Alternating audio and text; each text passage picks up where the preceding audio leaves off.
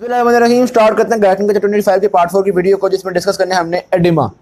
Oedema basically होता है क्या है, किसी भी बॉडी टिश्यू के अंदर एक्सेस फ्लूइड आ जाए, बहुत ज़्यादा फ्लूइड आ जाए, उसको हम कहते हैं एडिमा। ठीक है, बात दो तरह का हो सकता है। अगर तो सेल्स के अंदर बहुत फ्लूइड आ गया, सेल्स स्वेल करना शुरू हो गए हैं, तो उसको कहेंगे इंट्रासेलुलर एडिमा। और अगर सेल से बाहर यानी एक्स्ट्रा सेलुलर फ्लूइड में फ्लूइड बहुत जमा होना शुरू हो गया, तो उसको हम कहते हैं एक्स्ट्रा सेलुलर एडिमा। ठीक है, ज्यादा कॉमन एक्स्ट्रा सेलुलर एडिमा ही होता है। इंट्रा सेलुलर की बस थोड़ी बहुत ही बातें हमने पढ़नी है। क्या पढ़ते हैं जी? सबसे पहले देखते हैं इंट्रा सेलुलर एडिमा के कॉजेज क्या हैं। Number 1 cause hyponatraemia. आपको पता है अगर इर्द गिर्द सोडियम की कंसंट्रेशन कम हो जाएगी तो क्या होता है, ऑस्मोसिस ऑफ वाटर होता है from lower concentration towards higher concentration. तो यानी कि वाटर सेल के अंदर आना शुरू हो जाएगा और इसकी वजह से इंट्रा सेलुलर एडिमा हो जाता है। उसके अलावा वो कहते हैं मेटाबॉलिक सिस्टम्स की खराबी हो या न्यूट्रिशन की कमी हो तो भी इंट्रासेलुलर एडिमा होता है। क्यों? बेसिकली यहाँ पे ना कुछ सीरीज ऑफ इवेंट्स है, वो जरा समझिएगा। देखो मिसाल के तौर पे किसी टिश्यू के पास ब्लड फ्लो की कमी हो गई, जब ब्लड कम जाएगा तो जारी बात है न्यूट्रिशंस भी कम जाएंगे, जब न्यूट्रिशंस कम जाएंगे तो जारी बात है मेटाबॉलिज्म भी कम होगा, मेटाबॉलिज्म कम होगा, जारी सी बात है एटीपी कम बनेगी। अच्छा, अब एटीपी का क्या काम होता है? आमतौर पर आपको पता है सेल्स के अंदर सोडियम पोटेशियम एटीपेज पंप होते हैं, पढ़ा हुआ है ना आपने, जो 2 पोटेशियम को अंदर भेज रहे होते हैं, 3 सोडियम को बाहर भेज रहे होते हैं। तो हम कहते हैं कि जी यहाँ पे एक्टिव ट्रांसपोर्ट हो रही है ना, एटीपी यूज करके सोडियम को बाहर भेजे हैं, तो हम कहते हैं जी एटीपी बहुत जरूरी है ताकि हम सेल से सोडियम को बाहर भेज सकें। अब अगर एटीपी की कमी हो गई तो सेल से सोडियम को बाहर नहीं निकाल सकेंगे, सेल के अंदर सोडियम इंक्रीज कर जाएगा। जब सेल के अंदर सोडियम इंक्रीज करेगा तो सेल के अंदर कंसंट्रेशन इंक्रीज कर गई, वाटर की ऑस्मोसिस हो जाएगी इनसाइड द सेल और इससे इंट्रासेलुलर एडिमा हो जाएगा। तो किसी भी वजह से अगर मेटाबॉलिज्म खराब हो रहा है, चाहे मेटाबॉलिक सिस्टम्स का लैक हो, डिप्रेशन हो या न्यूट्रिशन की कमी हो, किसका मकसद यही है कि एटीपी कम बन रही है, हम सोडियम को बाहर निकाल नहीं पा रहे, इंट्रासेलुलर एडिमा हो जाएगा। उसके अलावा इन्फ्लेम्ड टिश्यूज में भी इंट्रासेलुलर एडिमा होता है, क्योंकि जिस जगह पे इन्फ्लेमेशन हुई होती है ना, वहाँ के सेल्स की मेम्ब्रेन की परमेबिलिटी बढ़ जाती है। परमेबिलिटी बढ़ गई, चीज़ें वगैरह सेल्स के अंदर दाखिल होना शुरू हो जाएंगी और सेल का जो एडिमा है वो इंक्रीज कर जाएगा। ठीक है, तो ये सारा कुछ इंट्रासेलुलर एडिमा था। उसके बाद देखते हैं हम extra cellular oedema. Extra cellular oedema में आमतौर पे जो इंटरस्टिशियल स्पेस होती है ना, इंटरस्टिशियल स्पेस से मुराद है ये देखो, ये आपके पास सेल्स हैं, सेल्स के अंदर वाले फ्लूइड को हम कहते हैं इंट्रासेलुलर फ्लूइड। ठीक है, सेल से बाहर जो भी फ्लूइड है उसको क्या कहते हैं हम? Extra cellular fluid. डन हो के बाद अब एक्स्ट्रा सेलुलर फ्लूइड में हमने कहा था एक तो ये ब्लड होता है, मतलब ब्लड प्लाज्मा होता है, और दूसरा यहाँ पे होता है जो सेल्स के बीच में होता है जिसको हम कहते हैं इंटरस्टिशियल फ्लूइड। ठीक है, तो एक्स्ट्रा सेलुलर एडिमा में आमतौर पे ये जो इंटरस्टिशियल फ्लूइड है यहाँ पे फ्लूइड इंक्रीज कर जाएगा। क्यों इंक्रीज करता है? 2 मेन वजूहत होती हैं। नंबर 1 वजह ये हो सकती है कि ब्लड वेसल में से, कैपिलरीज में से बहुत ज़्यादा फ्लूइड निकल के बाहर आ रहा है। ठीक है, बहुत ज़्यादा फ्लूइड निकल के बाहर आ रहा है। और दूसरी वजह ये हो सकती है वो लिम्फेटिक्स जो कि यहाँ से एक्स्ट्रा मतलब इंटरस्टिशियल स्पेस से एक्स्ट्रा फ्लूइड को लिम्फ के थ्रू निकाल रही थी, वो लिम्फेटिक्स ख़राब हो गई हैं, उन्होंने निकालना छोड़ दिया, तो भी हो सकता है। ठीक है, नॉर्मली क्या होता है, बेसिकली नॉर्मल सिस्टम को आप देखें तो ब्लड कैपिलरी से काफ़ी फ्लूइड निकलता है। मिसाल के तौर पे 100 ml फ्लूइड निकलता है और 90 ml फ्लूइड वापस एब्जॉर्ब हो जाता है कैपिलरीज में। ठीक है, पीछे कितना रह गया? 10 ml आ गया। ये जो 10 ml एक्स्ट्रा आया था वो हमारी लिम्फेटिक्स लेके निकल जाएंगी, तो यानी कि इस जगह का वॉल्यूम सेम रहेगा। ऐसे ही होता है ना। अब हम कह रहे हैं एडिमा 2 वजहों से हो सकता है, या तो 100 ml निकलने की बजाय 200 ml निकल आया, सिर्फ 90 ml एब्जॉर्ब हुआ तो 110 ml एक्स्ट्रा हो गया। चलो, जो लिम्फेटिक सिस्टम पहले 10 ml निकालता था, अब वो कहता है यार मैं चलो 20 या 30 ml निकाल लेता हूँ, फिर भी एक्स्ट्रा फ्लूइड जो है वो आपकी इंटरस्टिशियल स्पेस में आ जाएगा और एडिमा हो जाएगा। एक तो ये वजह हो सकती है। दूसरी वजह हम मानते हैं कि कैपिलरी से फिल्ट्रेशन वगैरह जो है ना वो नॉर्मल ही है, यानी 100 ml निकल रही है, 90 ml वापस जा रही है, 10 ml आ रही है, लेकिन इस 10 ml में से लिम्फेटिक सिस्टम सिर्फ 5 ml लेके जा रहा है, तो फिर भी जरिए बात है फ्लूइड जमा होना शुरू हो जाएगा। तो ये 2 कॉजेज हो सकते हैं फ्लूइड जमा होने के। अब हम इन दोनों कॉजेज को डिटेल के साथ देखते हैं। कैपिलरी ज़्यादा फ्लूइड निकाल रही हैं, इसकी क्या रीज़न हो सकती है? इसकी 3 रीजंस हो सकती हैं। ये देखिएगा, पहले हमने 2 कॉजेज पढ़े, एक तो एबनॉर्मल लीकेज ऑफ फ्लूइड और दूसरा फेलियर ऑफ लिम्फेटिक्स। अब एबनॉर्मल लीकेज की या कैपिलरी से ज़्यादा फिल्ट्रेशन की क्या रीजंस हो सकती हैं? 3 रीजन हो सकती हैं। नंबर 1 रीज़न ये है कि इन कैपिलरीज की परमेबिलिटी बहुत इंक्रीज़ कर गई है, जो कोएफिशिएंट होता है आपका परमेबिलिटी कोएफिशिएंट वो बहुत इंक्रीज़ कर गया, जिसकी वजह से थोड़ा सा प्रेशर डिफरेंस होता है लेकिन फ्लूइड बहुत बाहर आ जाता है। एक तो ये वजह हो सकती है, जिसको यहाँ पे उन्होंने लिख दिया इंक्रीज कैपिलरी फिल्ट्रेशन कोएफिशिएंट। ठीक है, दूसरी वजह ये हो सकती है कि आपकी कैपिलरीज के अंदर हाइड्रोस्टैटिक प्रेशर इंक्रीज कर गया है। हाइड्रोस्टैटिक प्रेशर यानी कि जो आर्टीरियल प्रेशर वगैरह है वो बहुत इंक्रीज कर गया है। अब अंदर बहुत ज़्यादा प्रेशर है, बाहर थोड़ा प्रेशर है, तो हम फ्लूइड को धक्का निकाल के बाहर निकाल देते हैं, तो एक्सेस फ्लूइड बाहर आ गया। ये भी कॉज हो सकता है। चलो ठीक है, 2 कॉजेज हो गए। तीसरा कॉज ये हो सकता है, आपको पता है ना, मैंने आपको बताया ना 100 ml मिसाल दी थी कि 100 ml निकला और 90 ml वापस चला गया। अभी जो वापस जा रहा है ये मुख्तलिफ वजूहात से जाता है। ब्लड के अंदर प्रोटीन्स वगैरह होती हैं, प्लाज्मा प्रोटीन्स, ठीक है। जारी बात है जब ब्लड के अंदर कुछ कंसनट्रेशन होगी तो ये बनता है आपके पास कोलॉइड ऑस्मोटिक प्रेशर, ऑस्मोसिस होती है। तो ब्लड के अंदर प्रोटीन्स होती हैं, सॉल्यूट्स होते हैं, जिसकी वजह से कुछ ना कुछ फ्लूइड वापस ब्लड में अब्जॉर्ब होता है। अगर ब्लड के अंदर प्रोटीन वगैरह की कमी हो जाए, इस ऑस्मोटिक प्रेशर की कमी हो जाए, तो फ्लूइड वापस ब्लड में नहीं जा सकेगा बल्कि इधर ही रह जाएगा। तो तीसरा कॉज हमारे पास decrease plasma colloid osmotic pressure, कि प्लाज्मा के अंदर जो ऑस्मोटिक प्रेशर डेवलप होता है वो नहीं हो सका, ठीक है। तो 3 वजूहात हो सकती हैं इन कैपिलरी से ज़्यादा फ्लूइड बाहर आने की। नंबर 1 वजह, मेम्ब्रेन की परमेबिलिटी बहुत हो गई है, इसलिए प्रेशर डिफरेंस थोड़ा ही था लेकिन फ्लूइड बहुत आ गया। नंबर 2 वजह, अंदर हाइड्रोस्टैटिक प्रेशर बढ़ गया जिसकी वजह से बहुत फ्लूइड बाहर आ रहा है। नंबर 3 वजह, अंदर प्लाज्मा कोलॉइड ऑस्मोटिक प्रेशर इतना थोड़ा हो चुका है कि फ्लूइड बाहर तो आता है लेकिन वापस नहीं जा पाता, क्योंकि अंदर कोई ऑस्मोसिस करवाने वाली चीज़ ही नहीं रह गई, मतलब कम रह गई है, ठीक है। तो ये 3 कॉजेज हैं हमारे पास एक्स्ट्रा फ्लूइड यहाँ बाहर आने के। तो ये तो हमने देख लिया एक्स्ट्रा सेलुलर एडिमा में 2 चीज़ें, एब्नॉर्मल लीकेज और failure of lymphatics. Abnormal leakage को स्टडी कर लिया। अब फेलियर ऑफ लिम्फेटिक्स, यानी लिम्फेटिक सिस्टम लिम्फ नहीं लेके जा रहा, उसकी क्या क्या रीजंस हो सकती हैं। यार एक तो हो सकता है कोई blockage of the lymph flow हो, ठीक है, यानी कि उसके अंदर कोई ब्लॉकेज आ गई है। आमतौर पर इन्फेक्शन होती हैं, यहाँ पर उन्होंने इन्फेक्शन का जिक्र किया हुआ है, फिलेरियल निमाटोड्स, जिसकी वजह से हम इसको फिलेरियल इन्फेक्शन भी कहते हैं। ये एक इंसान से दूसरे इंसान में कैसे ट्रांसफ़र होती है, मच्छर के ज़रिए, मतलब मॉस्किटोज़ के ज़रिए। एक बंदे को काटा जिसमें इन्फेक्शन थी और फिर दूसरे बंदे को काटा तो उसको भी इन्फेक्शन लगा दी, इसकी वजह से इश्यूज़ आना शुरू हो जाते हैं। आपको पता है जब बहुत एडिमा होता है तो फ्लूइड जमा होना शुरू होता है, हमें बीमारियां पैदा होना शुरू हो जाएंगी, एलिफेंटियासिस होना शुरू हो जाएगा। उसके अलावा वो बता रहे हैं कि मेल्स के अंदर स्क्रोटम की स्वेलिंग हो जाती है जिसको हम हाइड्रोसील कहते हैं। तो मुख्तलिफ तरह के इशूज़ आ सकते हैं। सारी बात है, एडिमा हो रहा है ना, मुख्तलिफ टाइप्स ऑफ एक्स्ट्रासेलुलर एडिमा हो रहा है। अच्छा, उसके अलावा कई दफ़ा ये भी होता है किसी इंसान को कैंसर हुआ, उसकी वजह से लिम्फेटिक्स के अंदर इशू आना शुरू हो गया, या सर्जरी के बाद। अगर पता है कोई दफ़ा जब ये कैंसर बेसिकली आपको लिम्फ नोड्स के अंदर, अब ब्रेस्ट कैंसर की मिसाल ली जाए तो उसकी जब सर्जरी करते हैं तो बहुत सी लिम्फेटिक्स को हम लिम्फ वेसल्स को रिमूव कर देते हैं, ठीक है। तो इस लिम्फेटिक्स को रिमूव करने की वजह से हो सकता है लिम्फेटिक सिस्टम प्रॉपर काम नहीं ना करे और एक्स्ट्रा सेलुलर एडिमा हो जाए, ठीक है। ऑल्दो आमतौर पे लोगों के अंदर कुछ ना कुछ लिम्फ वेसल्स टाइम के साथ साथ दोबारा डेवलप हो जाती हैं, सर्जरी के बाद लिम्फ वेसल्स दोबारा डेवलप हो जाती हैं, लेकिन जिस दौरानिया में लिम्फ वेसल्स अभी डेवलप नहीं हुई, जारी बात है उस दौरानिया में आपके पास एडिमा हो सकता है। तो ये हमने देखे मुख्तलिफ कॉजेज ऑफ एडिमा, ज़्यादा प्रेशर, ज़्यादा फ्लूइड बाहर आ जाए या लिम्फेटिक सिस्टम फ्लूइड को ना लेकर जाए, तो जाहिर सी बात है इसके अंदर एक्यूमुलेशन हो सकती है। समरी ऑफ कॉजेज को हम देखने लगे हैं। अब बेसिकली अगर आप देखें ना, अभी तक हमने 4 तरह के मेन कॉजेज पढ़े हैं। पहले तो हमने 2 तरह के कॉजेज कहे ना, एबनॉर्मल लीकेज और लिम्फेटिक्स। फिर एबनॉर्मल लीकेज के हमने फर्दर 3 कॉजेज देखे हैं कि या कैपिलरी फिल्ट्रेशन कोएफिशिएंट बढ़ गया है, या hydrostatic pressure in the capillaries बढ़ गया है, या प्लाज्मा कोलॉइड ऑस्मोटिक प्रेशर कम हो गया, ठीक है। तो 3 कॉजेज ये हो गए और चौथा कॉज लिम्फेडिमा। अब इन चारों कॉजेज़ की फर्दर चीज़ें हम देखने लगे हैं कि ये चारों चीज़ें किन वजूहात से हो सकती हैं। यानी कि मैंने जो आपसे कहा कि कैपिलरीज का हाइड्रोस्टैटिक प्रेशर बढ़ गया है, क्यों बढ़ सकता है कैपिलरीज का हाइड्रोस्टैटिक प्रेशर, यहाँ पर उन्होंने बताया भाईजान इसलिए बढ़ सकता है। मिसाल के तौर पे किडनीज वाटर और सॉल्ट को प्रॉपर्ली एक्सक्रीट नहीं कर रही, जारी बात है ब्लड वॉल्यूम बढ़ना शुरू हो जाएगा, ठीक है। किडनीज क्यों नहीं एक्सक्रीट कर रही, किडनी से पूछो तो वो कहते हैं जी कोई हार्मोन्स ही बहुत आ रहे हैं, हमें रीअब्जॉर्प्शन का कही जा रहे हैं इसलिए हम रीअब्जॉर्ब कर लेते हैं, एक्सक्रीट नहीं करते, या किडनी का फेलियर हुआ है, कोई भी वजह हो गई जिसकी वजह से किडनीज जो है वो वाटर को रिटेन कर रही हैं। जब वाटर को रिटेन करेंगी तो ब्लड में बहुत वाटर हो जाएगा, जब ब्लड में बहुत वाटर होगा तो हाइड्रोस्टैटिक प्रेशर बढ़ जाएगा, हम कहेंगे जी इंक्रीज कैपिलरी प्रेशर, ठीक है। ये पढ़ रहे हैं हम, इंक्रीज कैपिलरी प्रेशर का एक कॉज हमने देख लिया, किडनी से ही काम नहीं करी, और किडनी से ही काम ना करने की 2-3 वजह हो सकती हैं।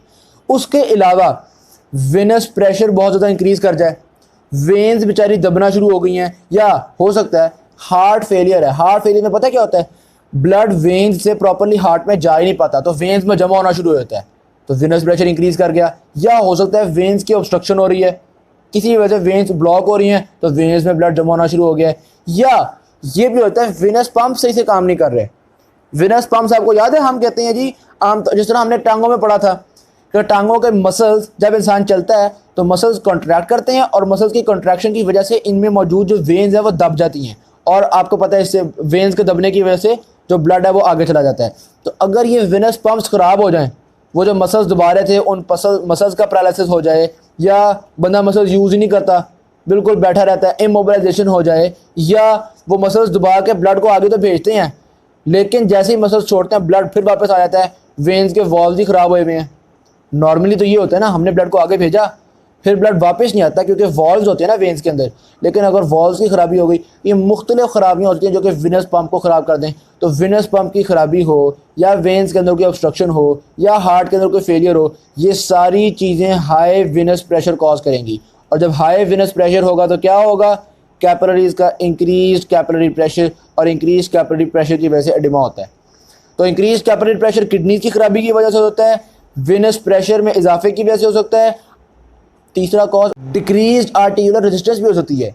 आर्टेरियोल्स ब्लड को रोक नहीं रही, ब्लड धड़ाधड़ कैपिलरीज में जा रहा है और निकलता चला, कैपिलरीज में बहुत ज़्यादा ब्लड जा रहा है, बहुत ज़्यादा प्रेशर हो चुका है कैपिलरीज में, तो जारी बात है ब्लड निकल निकल के आपकी इंटरस्टिशियल स्पेसेस में आ जाएगा और एडिमा कॉज करवाएगा। अब क्यों भाई कैपिलरीज क्यों नहीं रोक रही, हो तो बॉडी हीट की वजह से, या सिम्पैथेटिक नर्वस सिस्टम सही से काम नहीं कर रहा इसलिए आर्टेरियल रेजिस्टेंस खत्म हो गई है, या वेज़ोडायलेटर ड्रग्स दे दिया आपने, वो ड्रग्स आर्टेरियल रेजिस्टेंस को ख़त्म कर देते हैं। मैं कुछ ज़्यादा डिटेल में वैसे ये कॉजेज़ को पढ़ रहा हूँ, मेरा नहीं ख्याल इतनी ज़रूरत है, लेकिन बार मैंने कहा आपको एक एक पॉइंट में रेगुलेट कर दूँ।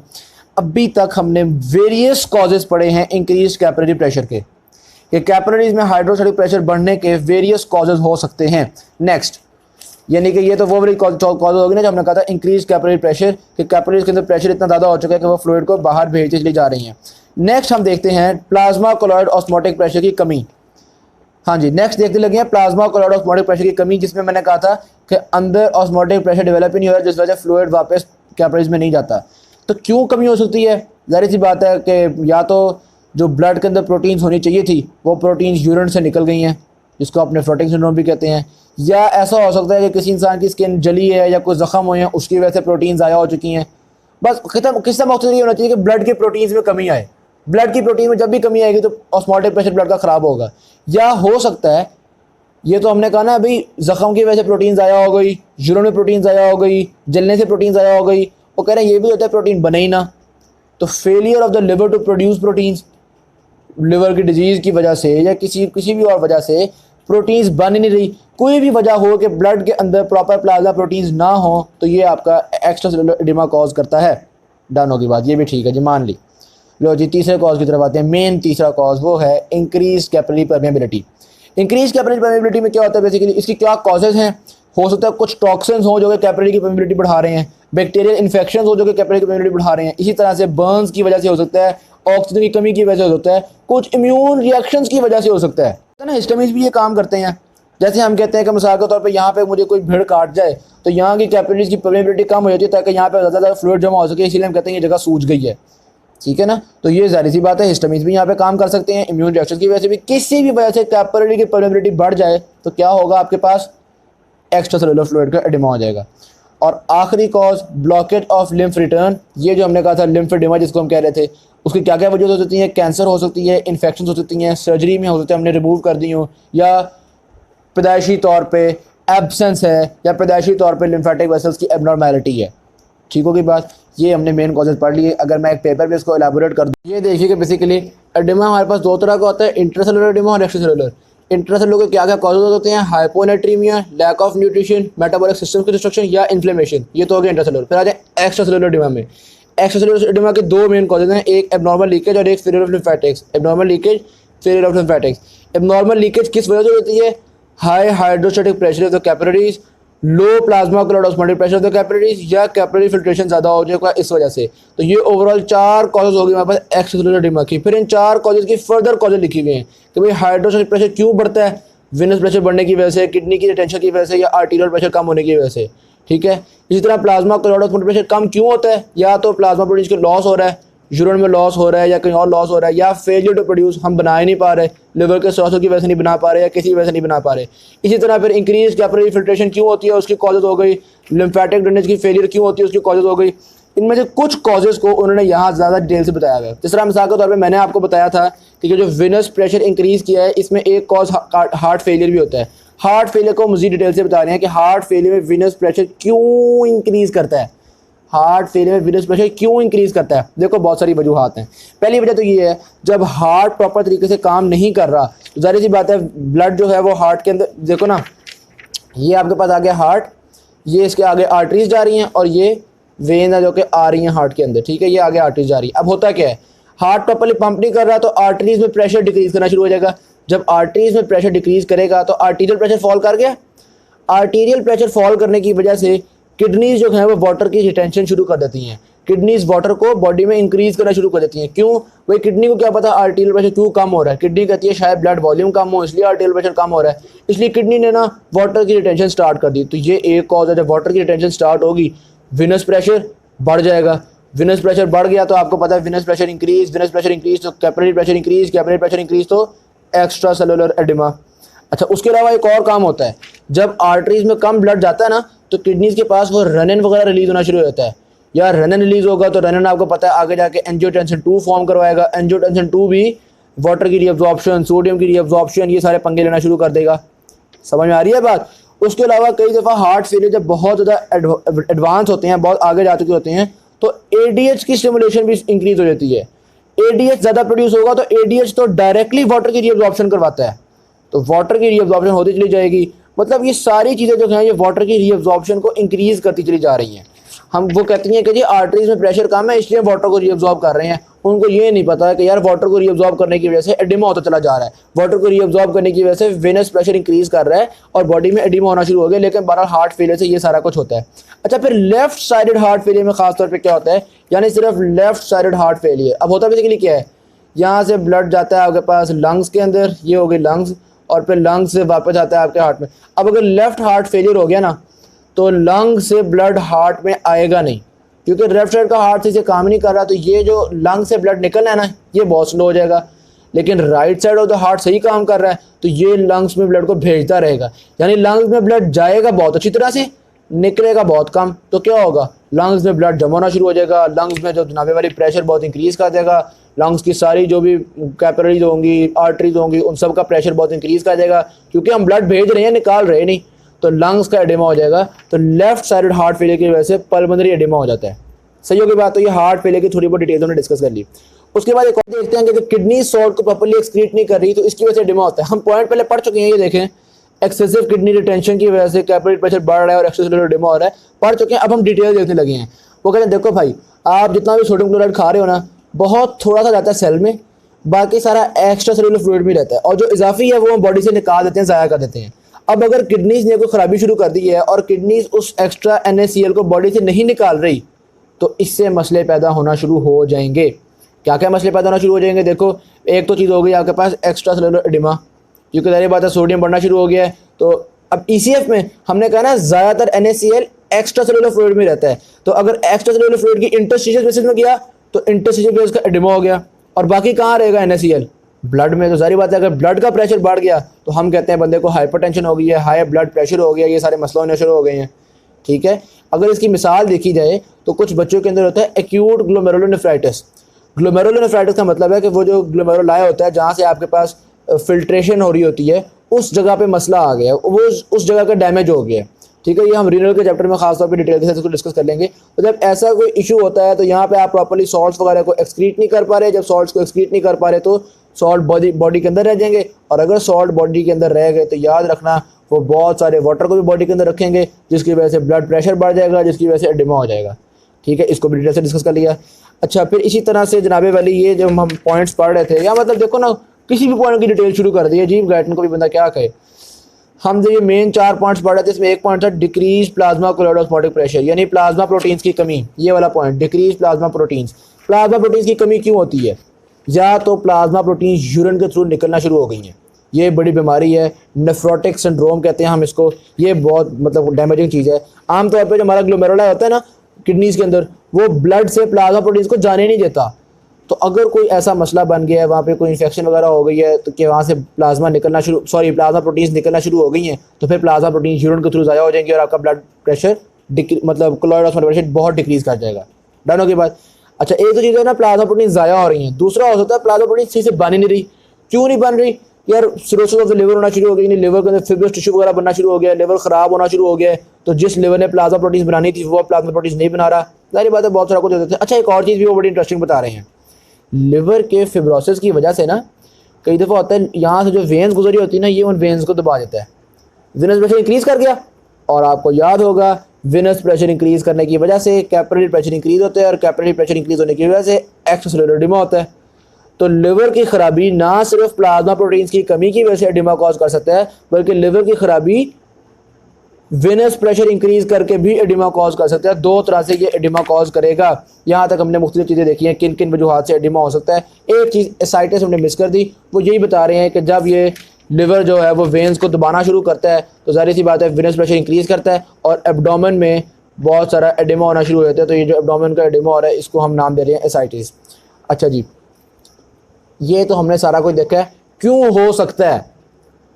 फिर अब हम देखते हैं सेफ्टी फैक्टर्स के क्यों आम इंसान में जब ये सारी चीज़ें कोशिश कर रही हैं एडिमा करने की, तो कोई ऐसी चीज़ भी तो नहीं चाहिए जो कोशिश करें एडिमा ना हो। वो क्या क्या चीज़ें हैं? नंबर 1 सबसे पहले चीज़ आती है आपके पास लो कंप्लायंस ऑफ इंटरस्टिशियल स्पेसेस। ये क्या मतलब है इसका? जो इंटरस्टिशियल स्पेसेस होती है ना, उनमें जैसे ही थोड़ा सा वॉल्यूम इंक्रीज करता है ना, उनमें प्रेशर बहुत बढ़ जाता है, क्योंकि उनकी फ्लेक्स कंप्लायंस बहुत थोड़ी है। कंप्लायंस, अगर आपको कंप्लायंस का कंसेप्ट भूल गया तो ऐसे देखिएगा, देखो एक बैलून है, उसको आप हल्की सी हवा भरते हो, आराम से साइज उसका बढ़ता चला जा रहा है। और कुछ होते हैं उनका साइज़ बहुत मुश्किल से बढ़ता है, जिस तरह मिसाल के तौर पे एक गाड़ी की ट्यूब, गाड़ी के टायर की ट्यूब और एक बैलून। इसमें अब अगर आप कंप्लायंस देखो तो बैलून की बहुत हाई कंप्लायंस है। बैलून में आप हवा भरते जा रहे हो, बजाय इसके कि उसके अंदर हवा का प्रेशर बने, वो बढ़ता बड़ा होता जा रहा है, बड़ा होता जा रहा है, कोई मसला नहीं, प्रेशर नहीं बढ़ रहा उसके अंदर, वॉल्यूम बढ़ता जा रहा है। जबकि अगर आप टायर की ट्यूब में हवा भरोगे तो टायर की ट्यूब का वॉल्यूम बहुत थोड़ा बढ़ता है, प्रेशर इंक्रीज करता रहता है, हवा का प्रेशर बढ़ता जा रहा है। ठीक है, तो टायर की ट्यूब की लो कंप्लायंस है। इसी तरह ये जो इंटरस्टिशियल स्पेसेस हैं इनकी भी बहुत लो कंप्लायंस है। जैसे ही थोड़ा सा फ्लूइड का वॉल्यूम बढ़ता है, इनमें फौरी तौर पे प्रेशर बहुत इंक्रीज कर जाएगा। जब प्रेशर इंक्रीज करेगा तो जाहिर सी बात है प्रेशर की वजह से फ्लूइड ब्लड वेसल्स में जाएगा, फ्लूइड लिम्फेटिक्स में जाएगा। हम कहेंगे फ्लूइड को निकालो भाई, प्रेशर तो बहुत बढ़ गया है। तो ये एक कॉज होगा जो कि एडिमा को प्रिवेंट कर रहा है। दूसरा कॉज लिम्फ फ्लो। बात बेसिकली ये है, अगर आपके टिश्यूज़ के अंदर ज़्यादा फ्लूइड आ रहा है, हम लिम्फेटिक सिस्टम से कहते हैं यार तुम प्लीज़ ज़्यादा ले भी जाओ। जो लिम्फेटिक सिस्टम पहले 10 ml निकाल रहा था, अब वो कहता है अच्छा यार तुम्हारे पास अगर एक्स्ट्रा आ रहा है ना, मैं 20 ml निकाल लेता हूँ, मैं 30 ml निकाल लेता हूँ। तो ये भी बड़ी अच्छी बात है, बहुत अच्छी बात है, बहुत अच्छा काम कर रहा है। दो कॉज हो गए एडिमा को प्रिवेंट करने के लिए। तीसरा ये होता है, अगर आपके इंटरस्टिशियल फ्लूइड के अंदर पानी आता जा रहा है तो हम कहते हैं यार ये तो बड़ा मसला बन रहा है, ऑस्मोसिस वगैरह होता चला जा रहा है। तो इस इंटरस्टिशियल फ्लूइड में से ना प्रोटीन्स निकाल दो। जो इसके अंदर गलती से अगर ब्लड से प्रोटीन्स वगैरह आ रही हैं तो जाहिर बात है प्रोटीन्स आएंगी, तो प्रोटीन्स की वजह से पानी भी जमा होना शुरू हो जाएगा। हम कहते हैं यार इन प्रोटीन्स को किसी तरह निकाल दो। तो हम wash down of the interstitial fluid, protein concentration भी कर देते हैं, मुख्तलिफ तरीके से हम इन प्रोटीन्स को निकाल देते हैं। तो ये हमारे पास चंद एक सेफ्टी फैक्टर्स हैं जिनको हमने डिटेल के साथ डिस्कस करना है। पहले देखते हैं लो कंप्लायंस वाला सेफ्टी फैक्टर। लो कंप्लायंस वाले में आप ये ग्राफ देखिएगा, ग्राफ में क्या नजर आ रहा है, थोड़ा सा ही वॉल्यूम बढ़ता है तो प्रेशर बहुत ज़्यादा इंक्रीज कर देता है। जिस तरह मैंने कहा था ना, गाड़ी के ट्यूब के अंदर आप हवा भरोगे तो प्रेशर इंक्रीज करता है। ये नहीं है कि टायर बड़ा होता जा रहा है, प्रेशर कोई अंदर बन ही नहीं रहा, बस साइज इंक्रीज करता चला जा रहा है, बल्कि बहुत ज़्यादा। तो ये देखिएगा। अच्छा, एक बात इसमें देखना, ये लो कंप्लायंस ऑफ द टिश्यू तब होती है जब इसका अपना प्रेशर नेगेटिव में हो। आम तौर पे इंटरस्टिशियल स्पेस का जो प्रेशर है वो नेगेटिव में होता है। तो जब तक तो इसका प्रेशर होगा नेगेटिव में, तब तक इसकी लो कंप्लायंस है, तब तक हल्का सा भी वॉल्यूम आएगा इसने प्रेशर में इजाफा बहुत ज़्यादा कर लेना है। लेकिन जब ये प्रेशर इंक्रीज कर जाए इसके अंदर तो फिर ये बेशरम होता है, फिर ये कहता है चलो भाई आते जाओ, मुझे भी कोई टेंशन लेने की ज़रूरत नहीं है, मैं भी ठीक है, फ्लूइड आ रहा है, मुझे भी कोई टेंशन लेने की ज़रूरत नहीं। ऐसा क्यों होता है? ये ऐसे ढीठ क्यों हो जाता है? देखो बात इसकी बड़ी अहम है। ये देखो, ये होती है ना आपके पास इंटरस्टिशियल स्पेस। अब हुआ बेसिकली क्या है, इंटरस्टिशियल स्पेस के अंदर सारी जगह पे आप देखते हैं ब्लू कलर के प्रोटियोग्लाइकान फिलामेंट्स होते हैं, ठीक है, और थोड़े बहुत ये बड़े बड़े रेड कोलेजन फिलामेंट्स भी हैं। अच्छा, अब ये प्रोटियोग्लाइकान फिलामेंट्स पूरा नेटवर्क बनाया हुआ है। उसके अलावा ये देखो वाइट कलर की स्पेस नजर आ रही है, ये होती है आपके पास फ्री फ्लूइड वेसिकल्स, ठीक है। ये CBS का चैप्टर मैंने खोला हुआ, चैप्टर 16, यहाँ हमने पढ़ा हुआ है सारा कुछ। ये होती है आपके पास फ्री फ्लूइड वेसिकल्स। शुरू में जब पानी आता है ना, वो प्रोटियोग्लाइकान फिलामेंट्स इस जगह पे भरने की कोशिश करता है। प्रोटियोग्लाइकान फिलामेंट्स ने तगड़ा नेटवर्क बनाया हुआ, ये कहती है नहीं मैं किसी पानी को नहीं आने दूंगी। तो थोड़ा सा पानी आने से प्रेशर इतना बढ़ जाता है कि हम उस पानी को निकालना शुरू कर देते हैं इस जगह से। तो ये तो बहुत अच्छी बात होगी, एडिमा प्रिवेंट हो जाएगा। जब तक तो ये नेगेटिव प्रेशर में है तब तक चलो एडिमा प्रिवेंट होता रहेगा।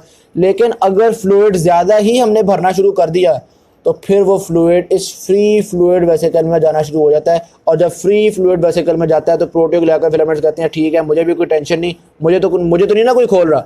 जाते हैं तो वेसिकल में भरते रहें, तो अल्टीमेटली ये जो फ्री फ्लूइड वेसिकल्स हैं इनमें फ्लूइड पानी भरता रहेगा और बंदे को एडिमा होना शुरू हो जाएगा। अब पानी आता जा रहा है लेकिन प्रेशर में राइज इतना ज़्यादा नहीं हो रहा। तो ये आप देख सकते हैं, ये जो येलो वाला बनाया हुआ है, पानी आता जा रहा है यानी कि वॉल्यूम बढ़ रहा है लेकिन प्रेशर में राइज थोड़ा, ये देखिएगा वॉल्यूम 20 से 24 तक चला गया और प्रेशर में राइज बहुत थोड़ा सा हुआ है। जबकि पहले क्या था, सिर्फ 11 से 12 हुआ था ना वॉल्यूम, तो आप देख सकते हैं प्रेशर राइज इतना ज़्यादा हो चुका था। ये है ना प्रेशर, एक्सेप्टेबल प्रेशर है ना। तो देखो सिर्फ 11 से 10 पे जाते जाते प्रेशर जो है वो -10 से को -4 तक चला गया था, इतना इंक्रीज आया था प्रेशर में। ठीक है, तो शुरू में लो कंप्लायंस होती है लेकिन जब आप टिश्यूज़ के अंदर ज़बरदस्ती फ्लूइड डालना शुरू कर दें फिर बेचारे हार मान जाते हैं, फिर उनकी हाई कंप्लायंस हो जाती है। फिर वो कहते हैं ठीक है आता है तो आता रहे, हमारे पास भी फ्लेक्सिबिलिटी है, यहाँ पे आपके पास एडिमा होना शुरू हो जाएगा। तो एडिमा में बेसिकली क्या होता है, टिश्यू की कौन सी जगह पर फ्लूइड जमा होता है, फ्री फ्लूइड वेसिकल्स में जमा होता है। ये वाली बात आपको पता होनी चाहिए। डन हो गई बात। अच्छा ये देखिएगा जो लो कंप्लायंस वाली जगह है उसके बारे में ये लाइन लिखी हुई है उन्होंने, small increase in interstitial fluid volume cause relatively large increase in pressure. हल्का सा भी अगर फ्लूइड इस जगह पे, शुरू की बात है, हल्का सा भी फ्लूइड अगर इस जगह पे आएगा तो प्रेशर बहुत बढ़ जाएगा। वो कहता है फ्लूइड निकलो, गुस्सा कर गया ना। तो ये आपके पास एक सेफ्टी फैक्टर है कि देखो थोड़ा बहुत प्रेशर बढ़ेगा, थोड़ा बहुत अगर आपने फ्लूइड, थोड़ा बहुत अगर पानी आपने भेजा तो इस जगह का प्रेशर उस पानी को निकाल देगा। ये एक सेफ्टी फैक्टर है, ये एक ऐसी चीज़ है जो कि एडिमा को रोकेगी, एडिमा को प्रिवेंट करेगी। ठीक है, तो ये होगा आपके पास पहला सेफ्टी फैक्टर। इसकी इंपॉर्टेंस वगैरह थोड़ी बहुत यहाँ पर उन्होंने देख ली।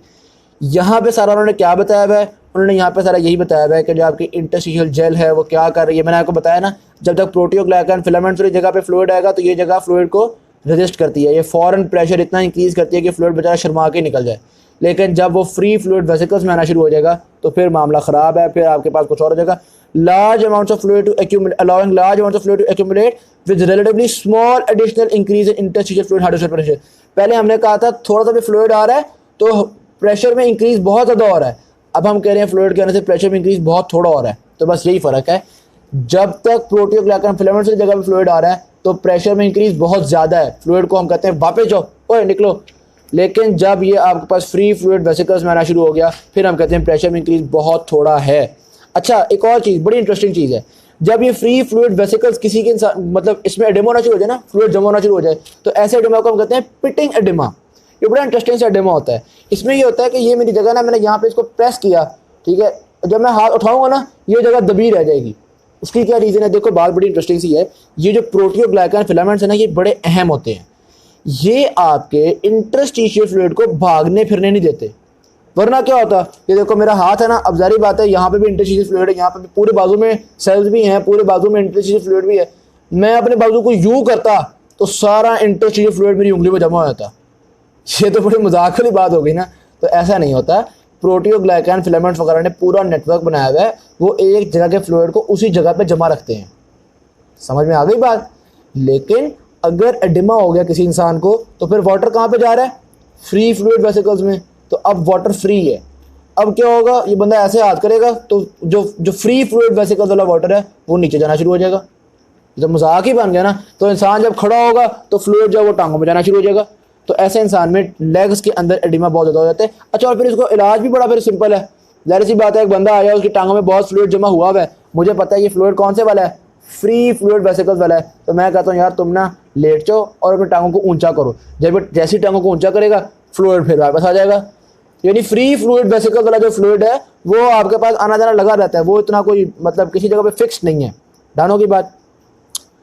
हमने सेफ्टी फैक्टर्स में एक तो देख लिया किस तरह से लो कंप्लायंस ने किरदार अदा किया, यानी कि जो आपकी प्रोटियोग्लाइकन फिलामेंट्स वाली जगह थी वहाँ पे थोड़ा सा फ्लूइड आने से प्रेशर में इतना इजाफा होता है कि फ्लूइड शर्मा के वापस चला जाता है। एक तो ये चीज़ देख ली। दूसरा सेफ्टी फैक्टर हम क्या देखने लगे हैं, इंक्रीज लिम्फ फ्लो। यानी अगर एडिमा होने लगा है, टिश्यूज़ में ज़्यादा फ्लूइड आना शुरू हो गया है, हम लिम्फेटिक सिस्टम से कहते हैं यार फ्लूइड ज़्यादा आ रहा है, प्लीज़ आप लेके चले जाओ, ये एक्स्ट्रा फ्लूइड लेके चले जाओ। तो बता रहे हैं कि लिम्फेटिक सिस्टम जो है वो अपनी इंक्रीज़ कर लेता है, 10 to 50 फोल्ड इंक्रीज़ कर सकता है। यानी पहले अगर वो 10 ml लेके जा रहा था ना, वो कहता है अच्छा ज़्यादा जमा होना शुरू हो गया है, चलो मैं 20 ml ले जाता हूँ, मैं 100 ml ले जाता हूँ, मतलब 10 टाइम्स इंक्रीज़ कर लेता है ये अपना लिम्फेटिक फ्लो। ठीक है, तो ये भी एक बहुत बड़ा मतलब आपके पास सेफ्टी फैक्टर है।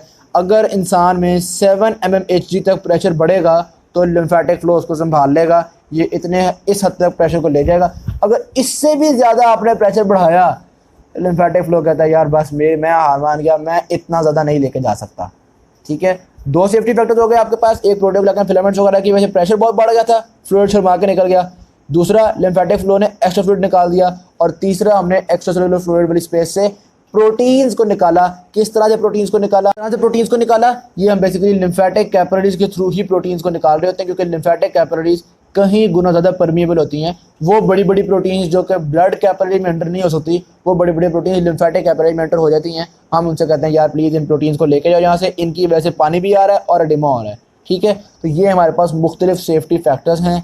पहला वाला सेफ्टी फैक्टर की वजह 3 mmHg तक प्रेशर हम बर्दाश्त कर लेते हैं, दूसरे वाले की वजह से 7 mmHg तक बर्दाश्त कर लेते हैं, और तीसरे वाले की वजह से भी हम 7 mmHg तक बर्दाश्त कर लेते हैं। तो तीनों फैक्टर्स मिल के काम करते हैं एडिमा को प्रिवेंट करने के लिए। तो आप ऐड करो 7 + 7 14, 14 + 3 17, यानी 17 mmHg तक अगर प्रेशर में इंक्रीज़ हुआ तो ये सारे मिल के उसको संभाल लेंगे। अगर इससे भी ज़्यादा हो गया हम फिर हार मान जाते हैं, फिर हम कहते हैं लो जी अब तो एडिमा होना ही होना है। ठीक, तो 3 तरह के सेफ्टी फैक्टर्स पड़े जो कि एडिमा को प्रिवेंट करते हैं, और पहले हमने बहुत सारे कॉजेज पड़े जो कि एडिमा को कॉज करते हैं। आखिर में आता है हमारे पास fluids in the potential space of body. यार आपको पता है पोटेंशियल स्पेसेस होती हैं बॉडी के अंदर, जिस तरह मिसाल के तौर पर हमने बेसिकली, आपको याद होगा चैप्टर के शुरू में ना ट्रांस सेलुलर फ्लूइड डिस्कस किया था, जो जॉइंट कैविटीज़ में होता है, प्लूरल कैविटीज़ में होता है, ऐसी जगहों पे बहुत सारी जगहों पे आपके पास फ्लूइड्स मौजूद होते हैं। तो यहाँ पे बेसिकली उन फ्लूइड्स का जिक्र कर रहे हैं कि जब किसी जगह पे एडिमा होता है तो उन फ्लूइड्स में भी, यानी कि एडिमा हो रहा है ना, तो जॉइंट्स का जो फ्लूइड था वहाँ भी बहुत सारा फ्लूइड आ जाएगा। इसी तरह प्लूरल कैविटी का, पेरिकार्डियल कैविटी का, उन जगहों पे भी फ्लूइड आना शुरू हो जाता है। इस चीज़ को हम नाम देते हैं इफ्यूजन। अगर एडिमा की वजह से इन पोटेंशियल स्पेसेस में फ्लूइड आना शुरू हो जाए, इसको हम इफ्यूजन कहते हैं। यहाँ पे लिखा हुआ है edema fluid usually collects in the potential space as well. This fluid is called as effusion. ठीक हो गई बात। बाकी इन पोटेंशियल स्पेसेस की भी लिम्फेटिक्स होती हैं, प्रॉपर लिम्फेटिक्स, जिस तरह बाकी इंटरस्टिशियल स्पेसेस की लिम्फेटिक्स हैं। इन पोटेंशियल स्पेसेस की भी ब्लड कैपिलरीज होती हैं, यहाँ पे भी आपके पास एक्सचेंज ऑफ फ्लूइड वगैरह हो रहा होता है, कोई उसमें ऐसी डिफिकल्ट चीज़ नहीं। यहाँ इन्फेक्शन की वजह से अगर ड्रेनेज ख़राब हुई है तो वो यहाँ की भी लिम्फेटिक ड्रेनेज में ख़राबी आ सकती है। हम वैसे चैप्टर नंबर 39 यानी कि लंग्स वाले चैप्टर में हम बड़ी डिटेल के साथ डिस्कस कर लेते हैं प्लूरल कैविटी वगैरह में किस तरह से सारा कुछ हो रहा है। Thank you very much. Video अच्छी लगी शेयर कीजिएगा, चैनल को सब्सक्राइब कीजिएगा। मेरी तरफ से अल्लाह हाफ़िज़।